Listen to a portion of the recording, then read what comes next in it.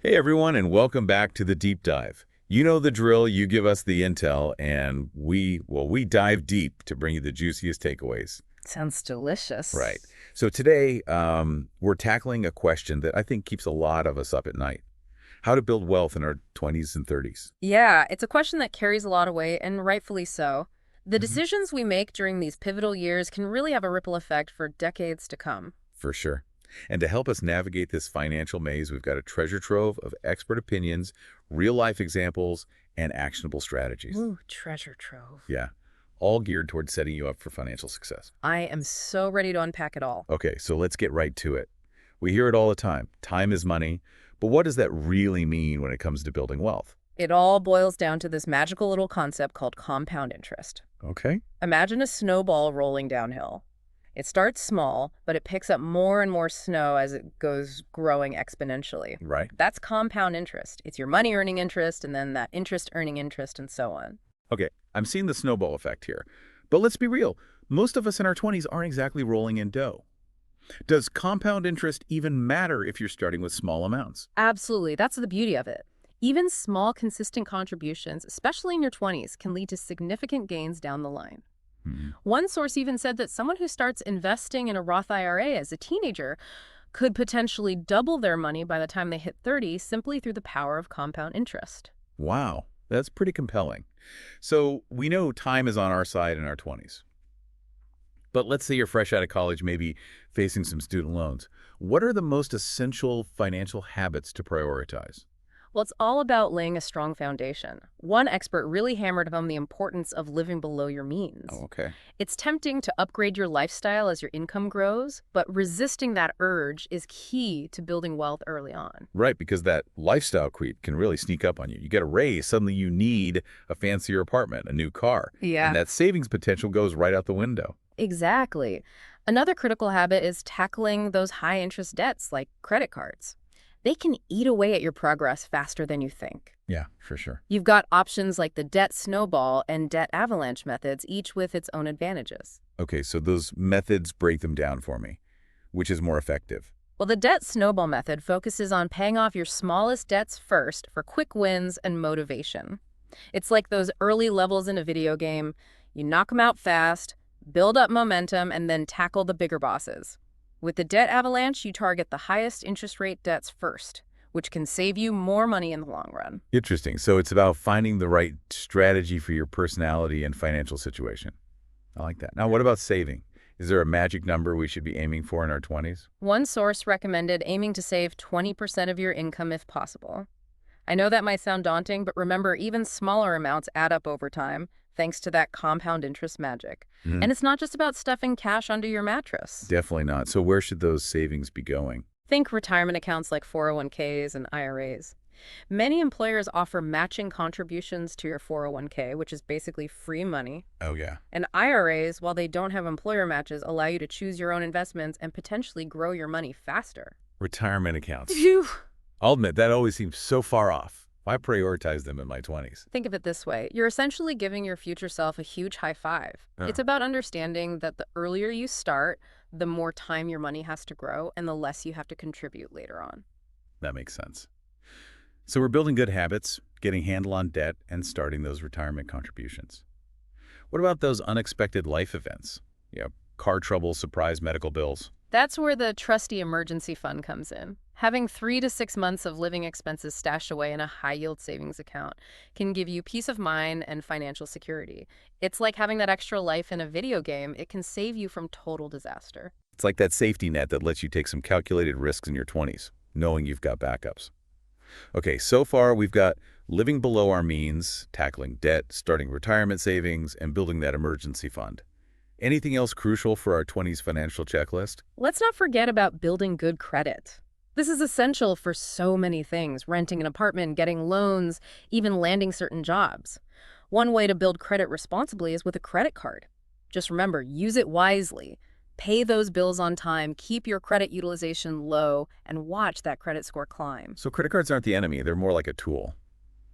Okay, my 20s to-do list is getting pretty long, but it feels totally doable. What happens when we level up to our 30s? Does the game change? Oh, it definitely does. Your 30s are all about leveling up your finances. Think bigger goals, strategic moves, and really maximizing your earning potential. Okay, I'm ready to unlock those next level achievements. What should our focus be? Well, as your income grows, it's time to ramp up those savings and investments. One expert recommended aiming to save 15% of your income for retirement, including any employer match. So bigger paychecks mean bigger contributions to those retirement accounts. Makes sense.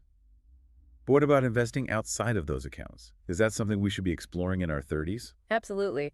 Taxable brokerage accounts can offer more flexibility and growth potential, helping you reach those bigger financial goals. Interesting. So we're diversifying our investment portfolio. What else should we be thinking about in our 30s? Well, this is often the decade when real estate enters the picture. It could be buying your first home or even taking the leap into investment properties. Right. We touched on that earlier, the idea of a multifamily property, living in one unit, renting out the others. It seems like a genius way to build equity and generate passive income at the same time. It can be, but it's important to be realistic about the commitment involved. All right. Real estate is a big game, and you need to understand the rules and risks before you jump in. Good point. Ah, Okay, so picture this. We're crushing it in our careers, saving diligently, maybe even dipping our toes into the real estate market. But life throws a curveball. How do we handle financial stress when things get tough? hmm. First off, remember that financial stress is incredibly common, and you're not alone in feeling it. One source emphasized the importance of being kind to yourself, practicing self-compassion. It's easy to get caught up in comparing ourselves to others, which can make us feel inadequate. It's so true. Social media doesn't exactly help with that, does it? It's easy to get caught in the comparison trap. Exactly. So focus on your own progress, celebrate your wins no matter how small. And remember, seeking professional help is a sign of strength, not weakness. Financial advisors can offer personalized guidance and help you create a plan that aligns with your goals. It's like having a financial coach in your corner helping you level up your money game. Okay, so we've got those core financial strategies down. Saving, investing, managing debt, and building an emergency fund. But one thing that really stood out to me from the research was the idea of investing in yourself. What exactly does that mean? It's about constantly upgrading your skills, expanding your knowledge, and growing your professional network. Think of it like adding power-ups to your character in a video game.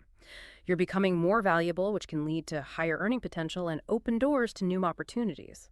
So it's not just about financial investments, it's about personal and professional growth as well. Hmm. It's about investing in your future. Exactly.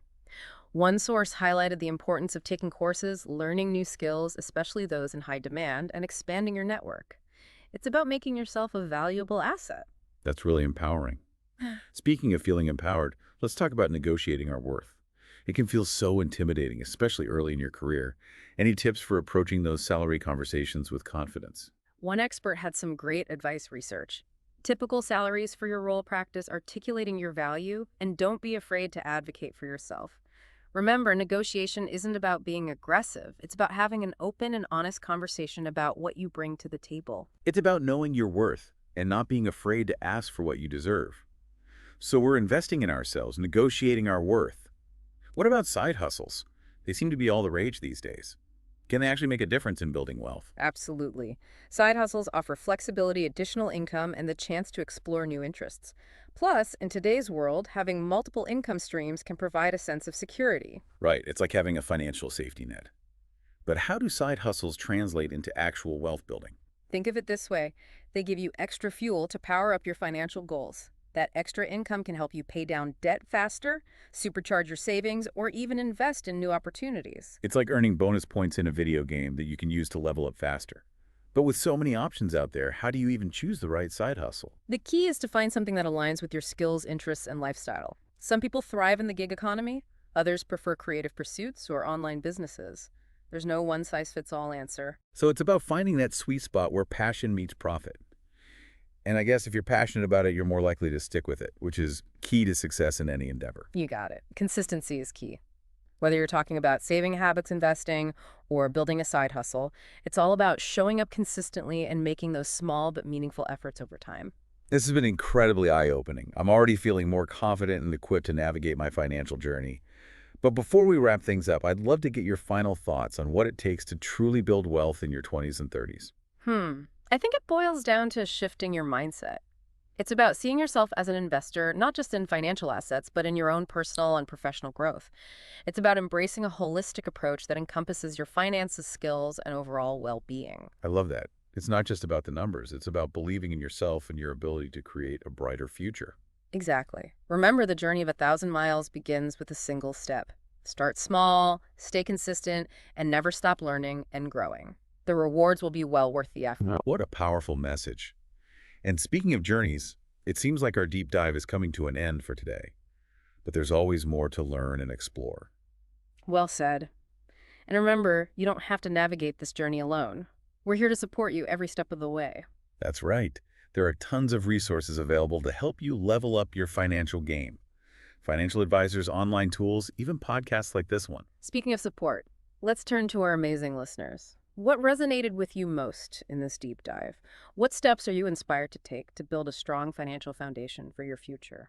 Yeah, share your thoughts in the comments below. We're all on this journey together. Absolutely. And by sharing our experiences and knowledge, we can empower each other to achieve those financial dreams. So whether you're just starting out in your 20s or already making moves in your 30s, remember, building wealth is a marathon, not a sprint. Start small, stay consistent, and never be afraid to ask for help along the way. That's what the deep dive is all about, empowering you with the knowledge and insights to make informed financial decisions. So until next time, keep learning, keep growing, and keep diving deep into the world of knowledge. And don't forget to hit that subscribe button and notification bell so you don't miss our next episode. Happy wealth building, everyone.